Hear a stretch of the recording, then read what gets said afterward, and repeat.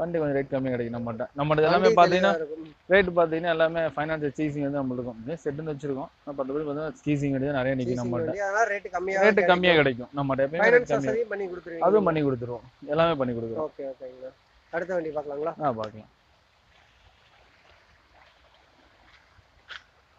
இந்த லான்சர் இருக்கு. லான்சர். ஆமாம், இது டீசலு. டீசல் வண்டி. டீசல். இது பார்த்தீங்கன்னு வச்சிங்களேன் உங்களுக்கு 2004 மாடலு. 4 மாடல். இது பார்த்தீங்கன்னா ஒரு 180 190 இந்த 160 கிடைக்கும். வண்டி நல்லா இருக்கும், வண்டி நீட்டாக இருக்கும், டீசல் வண்டி சூப்பராக இருக்கும். ஓனர் 2 ஓனர், வண்டி நல்லா இருக்கும். ஆமாம், விரும்பி எடுப்பாங்க அதுக்காக. இது பார்க்குறீங்களா?